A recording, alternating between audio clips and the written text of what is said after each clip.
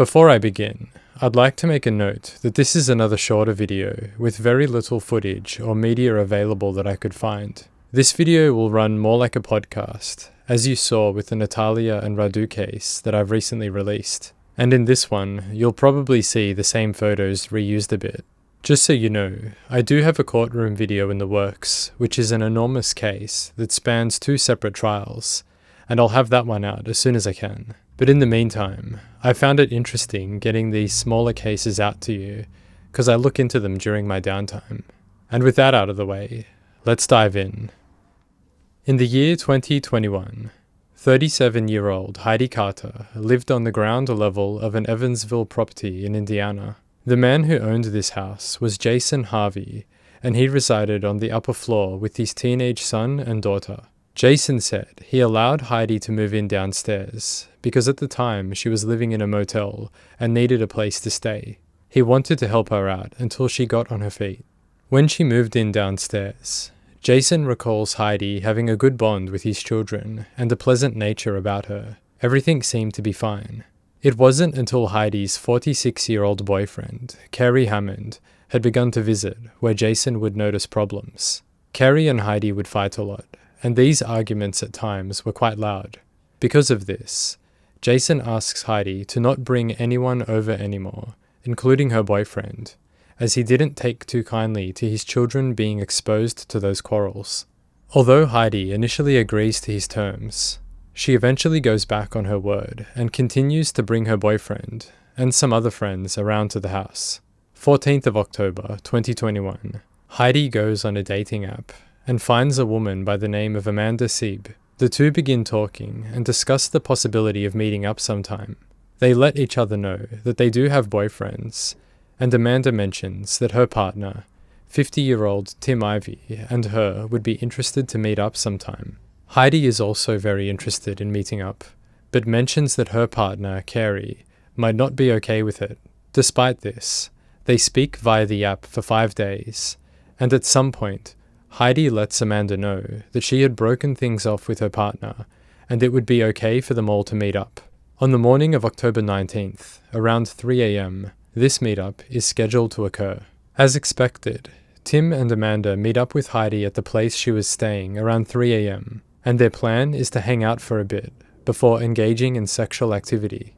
The two women had discussed what would occur on the night, and on the cards was supposed to be Heidi and Amanda having sex, whilst Tim would watch. There were also a number of sexual things discussed, which Amanda said she is not comfortable doing, and so boundaries had been set. When they arrive at the house, Heidi is there with a friend of hers. This friend offers the couple some crystal meth, and all parties partake in smoking the substance. The friend who provided the drugs eventually leaves, leaving the couple alone in the house with Heidi. It's at this point that they watch pornographic material and a snuff film. When the film ends, all three begin engaging in the planned sexual activity. They are in the bedroom, and during this, surprised, all three stop because they hear a banging on the bedroom door. Heidi's boyfriend Kerry had entered the property, and upon discovering what was going on, did not seem pleased at all. He furiously breaks down the door to the bedroom, and wielding a baseball bat, hits Tim with all of his force.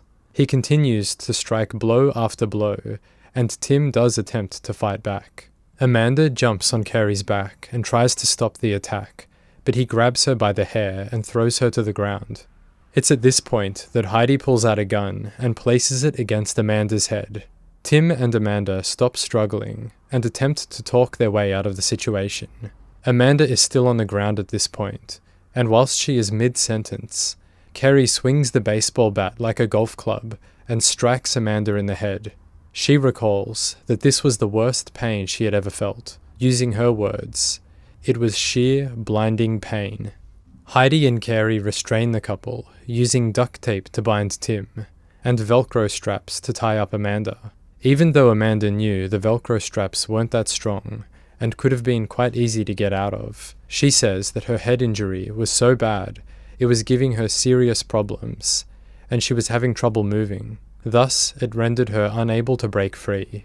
It's here that Kerry begins to sexually assault Amanda, and whilst this is occurring, Heidi is walking around the room with her gun, encouraging him to do more. At times, she points the weapon at Amanda and says things such as, "I know people who can dispose of dead bodies," whereas at other times, Heidi bounces around the room, appearing to become excited by what was going on. She gives Carey commands and tells him to do certain things that Amanda and Heidi had discussed via the dating app and had deemed off-limits. At one point, she can be heard saying, "You can do whatever you want to her." Once Carey had ended the assault, he and Heidi have sex on the bed, which Tim was tied to, and Amanda just feet away bound on the floor.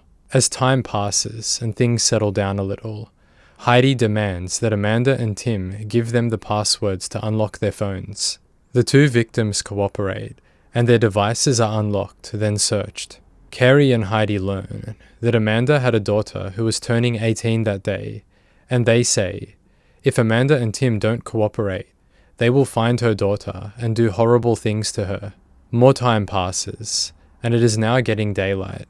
Heidi departs the house to go to work, leaving Tim and Amanda in the house with Carey. Earlier, Tim had passed out from what Amanda believes to be pain, and after Heidi left for work, he had begun to wake up. He seemed to be in a serious state of confusion and really needed to use the bathroom. The man begins loudly exclaiming that he needs a restroom, and as he does this, Amanda tries to calm him down. In her words, quote, "Tim had been waking up. I mean, he was passed out from pain. He wasn't conscious a lot, but he had been waking up, thinking he was late for work and stuff like that. And then, realizing that he couldn't see and stuff, so I had gotten him to calm down a couple of times. But he woke up and he had to pee apparently, and he would not be consoled. He would not let me quiet him. He just kept getting louder and louder." End quote. Tim is practically yelling as loud as he can, and this is when Carey enters the room. He approaches Tim and seems furious. Amanda says, quote, "He came in and he was telling him to shut up, and he went to kick at him, and somehow Tim went to grab him. I don't know how, but there was already something tied around Tim's neck.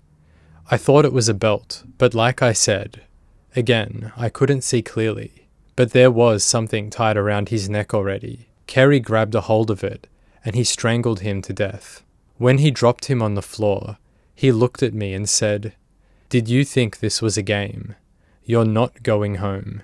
End quote. Carey sexually assaults Amanda again, with her deceased boyfriend lying right next to them. During this, she passes out from pain and stress. When she comes to, she watches Carey roll Tim's body up into a rug, and when Heidi gets home from work later that day, she assists her boyfriend with moving the body to another part of the house. Amanda could hear them moving him around in the other room. At some point, Heidi enters the room with Amanda in it, and she is alone. Carey is not with her. When she does so, her demeanor changes drastically. She leans in and tells Amanda that she is not going to let Carey hurt her anymore. Amanda is brought a pot so that she can urinate in it, and Heidi removes her arm restraints. Following this, a jersey is given to Amanda to wear because her clothes could not be found in the room. She also assists her with getting up off the floor and back onto the bed where it was more comfortable. Heidi tells Amanda that she is going to try and get her out of here, but to do so, they would need to kill Carey. Once more, Heidi leaves the room, and Amanda recalls that she could hear another woman's voice in the house. This person was a lady by the name of Cynthia.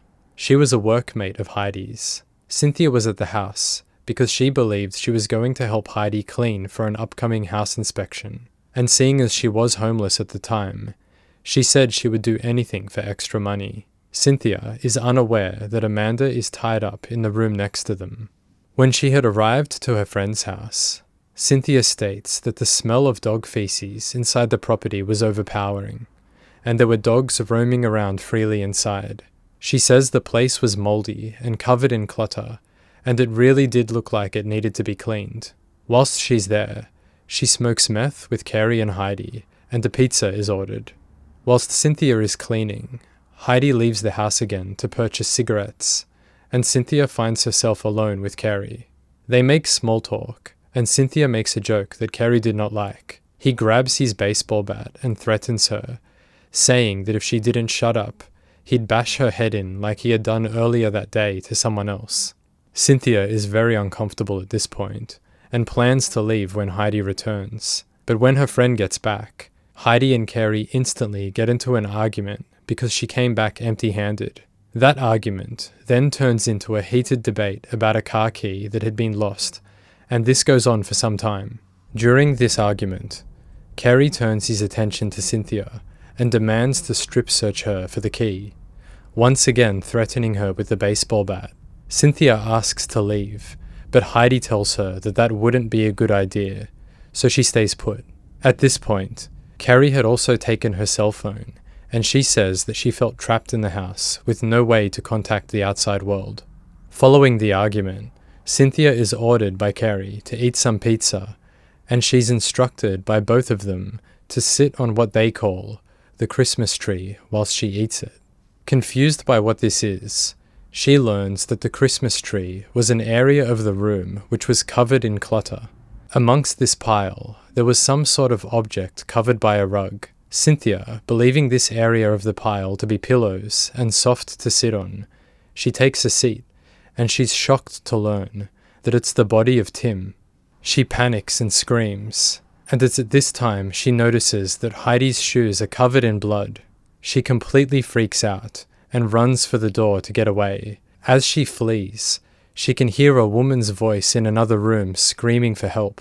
Cynthia makes it out of the door with Heidi in pursuit, and she takes refuge in the van that she had arrived in, Heidi's van. Heidi does not know she's in there, and she enters the vehicle as well. A terrified Cynthia sneaks out the side of the van without Heidi noticing, and she runs towards a park which is nearby. Here she sees a police vehicle parked in a driveway, and she desperately knocks on the door of the residence. Despite having a warrant out for her arrest, she is focused on getting help from law enforcement and begs for assistance. An Indiana police trooper who lives here assists Cynthia, and local law enforcement are contacted. They very quickly surround the property with Heidi and Carrie inside. Around 11 p.m., Evansville police officers were dispatched to the area of Stinson Avenue and James Avenue to assist Indiana State Police for a possible kidnapping and murder. Officers surrounded the home and called out other residents with a loud verbal command, also using a loudspeaker. A male resident walked out of the home, complied with officers. The man on screen now is the first to exit the house. This person is Jason Harvey, the homeowner who lived upstairs. It was around 11 p.m. at night, and he had been sleeping after a long day at work. When he was awakened by flashing lights and loud sounds, he leaves the house in a daze and is very unsure as to what is going on. He follows instructions and alerts the officers that his 2 teenage children are still inside. They are contacted via telephone, and police tell them to stay upstairs. Over the next 4 minutes, officers continued to yell commands at another male that they could see just inside the doorway. After officers gave numerous loud verbal commands, the male disregarded their commands and rushed out of the front door in an aggressive manner. He was holding an object in his hand that he pointed at officers. Officers believed this object was a gun, and several officers fired at the suspect to stop the perceived threat.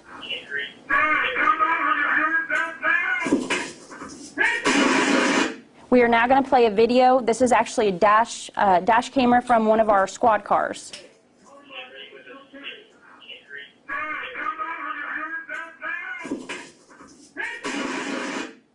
This is the individual in the doorway here. If you notice this right here, these are his arms extended out. Again, coming out of the doorway, arms are raised. This is what we call, this is a standard shooter stance. Once officers were able to determine that the suspect was no longer a threat, they moved him behind cover to render aid and allowed other officers to safely clear the home. The suspect was pronounced dead on scene. The man who was shot was Carey Hammond. Prior to him exiting the home, Heidi had already followed police instruction and left the house as well. Here she was searched, and a revolver was found in her pants pocket. Whilst police were attempting to get Carey to leave the house, Amanda noticed the man pacing back and forth in the room. Eventually he stopped and put something together which she couldn't see, but it looked as though he was makeshift building something.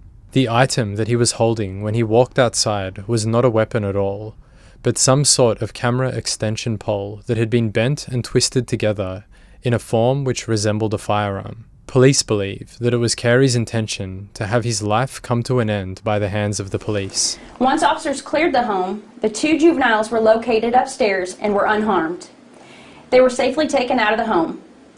Officers located an adult female victim who had been tied up, shackled, and had visible injuries.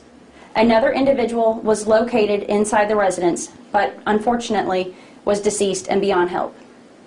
The manner of death appeared suspicious and gruesome. He had been restrained, duct taped, beaten, and strangled. Detectives learned that the male suspect, along with Heidi Carter, murdered the individual who was found deceased inside the residence. They also tied and shackled the female victim, while the male suspect raped her multiple times throughout the day. After reviewing witness statements, body camera footage, and other video footage, we believe that all officers from the Evansville Police Department, Vanderburgh County Sheriff's Office, and Indiana State Police relied on their training and did an exceptional job under extremely stressful circumstances. When Amanda was found, she was restrained and lying in a pool of blood.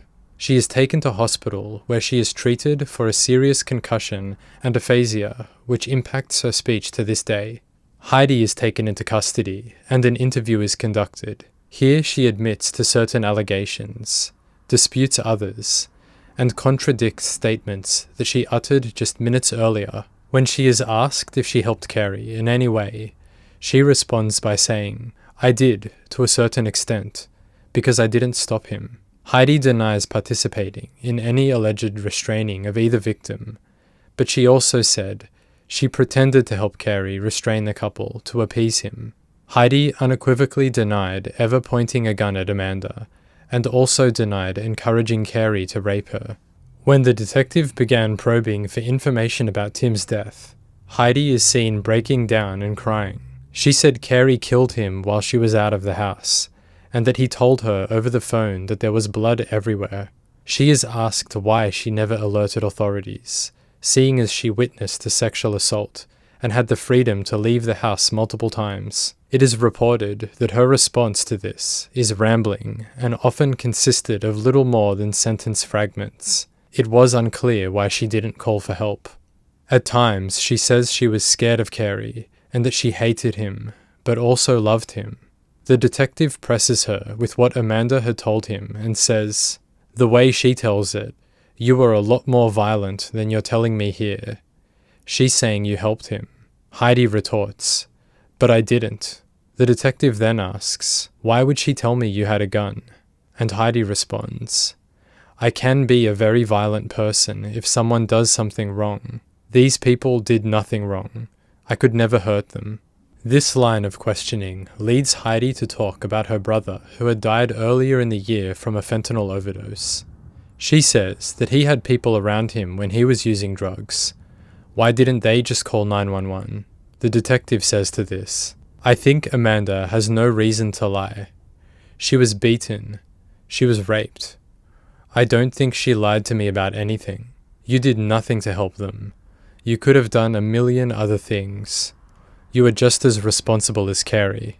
Heidi is charged with felony murder, rape, abuse of a corpse, criminal confinement with a firearm, intimidation with a firearm, felon in possession of a firearm, and assisting a criminal. She goes to trial where her defense team largely paint her as a victim of Carey's as well. This trial resulted in a hung jury, but the prosecution wouldn't stop there. A retrial is scheduled, and evidence which was not allowed in the first one manages to get submitted for the second. This evidence consisted of 600 messages from Heidi's Facebook account. In these messages, she is seen bragging to others about having violent sexual fantasies and how she would like to act them out in real life. Once again, the defense say that she was a victim in this. She had no intent for Tim to be killed, and at the time it happened, she was out of the house whilst Carey acted impulsively on a streak of rage. They argue that the state wanted to go after someone, seeing as Carey was dead, and Heidi was now their target. All of the things that she is accused of doing, assisting with the cover-up of the body, restraining, not contacting authorities, she did this to appease Carey. In regards to Amanda's story, the jury is told to keep in mind that she had been using meth, and her memory of certain events may not be accurate. Despite their best efforts, Heidi Carter is found guilty on 6 offences: aiding, inducing, or causing a murder, 2 counts of aiding, inducing, or causing rape, and 3 counts of criminal confinement. At the time of her sentencing, she pleads to the judge, "Yes, I was living in sin, but did I commit any crimes? No. Under the circumstances, I did the best that I could. I'm a victim too." It is reported that the judge didn't appreciate this sentiment and said that she showed a lack of concern that a human life has been lost. He sentences her to 65 years in prison. It's at this point of the video that I've moved away from research and now speak from my own thoughts and opinions on the case. Both Carey and Heidi do have colourful criminal records, with Carey having a large amount of violent crimes linked to his name, and Heidi serving time for domestic battery in 2019. She has another charge of domestic battery in 2018, and in 2017, she had punched in the face an occupant of the house she was staying at. She had done this because he had forgotten to close the front door. She leaves the house briefly, and when she came back in, she attempted to break down the door of the bedroom that the victim was in. When officers arrive, she tried to kick them, and as a result, she's placed in a jail van and spends 54 days behind bars for breaking and entering and resisting arrest. One could look at Heidi's situation and say, her defense team was spot on. She was a victim in all of this and suffered at the hands of her horrible boyfriend. But if I'm to make a call, I don't think I agree on this one. There's too much evidence to show that not only was she no stranger to violence herself, but she fantasized about sexual violence and wanted to act those scenarios out. As it so often is, meth is once again linked to another violent crime. I've seen a few good people in my time go down a pretty nasty path due to this substance, and based on that, it makes me wonder what sort of person Heidi was overall. I mean, looking over the photos of her that I could find, she seemed like a pretty lively person, interested in things, hanging out with people, playing guitar. I know a few photos isn't the open book best sort of way to know a person inside out, but from the few I saw, it did make me wonder about her. Either way, like in many of the cases I've worked on which involve this drug, it doesn't matter who she was before it all, because the insanity that seems to be a very common brand for meth-fueled debauchery was absolutely present here, and no matter who she was before, whether decent or horrible, what occurred on that night was utterly inexcusable. The surviving victim, Amanda, has since made it clear that she is okay for her name to be linked to this case, as she would like others to know what she went through, and to be careful when linking up with unknown people who have been met through online means. She has also spoken out about Heidi's involvement, and I'll read out a quote from her now. Heidi needed to pay for her part in it, because she was acting like she was a victim. But Tim was the victim. I was the victim. She wasn't in any shape, way, or form a victim. Ever since her initial interview with police, Heidi had told investigators that she was also a victim and was just playing along to appease Carey. That's why I wanted to testify in these trials. I wanted the truth to get out. The whole thing seemed like an elaborate setup orchestrated by Heidi. Police do suspect that Carey and Heidi may have a long list of other victims.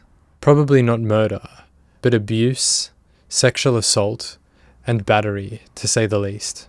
Tim Ivy left behind many who loved him. I was able to find segments of victim impact statement written by his ex-wife and his daughter. His ex-wife would say, Tim was a loving father to his daughter and son. The trauma of losing him, in addition to 2 criminal trials, has taken an immense toll on the family. My children no longer have their father, and the only recourse left for Tim and our family is justice. Tim's daughter would say, "The pain of losing the one person I was closest to is ongoing.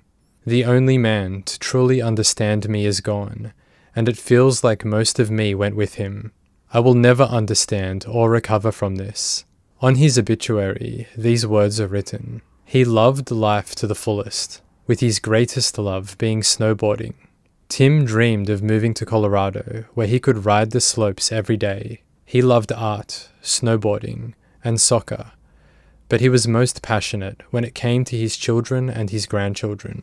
Tim loved to share belly laughs with his daughter and son. His big bear hugs were his greatest asset to them. When his first granddaughter, Nova, was born, he was at the house before she was even home from the hospital, waiting to be able to hold her. When his second granddaughter, Vega, was born premature, he threatened to break into the hospital to be able to see her, since COVID protocol was keeping him from it. Anyone who knew him knew that he was the most loving and caring father and grandfather in his own special way.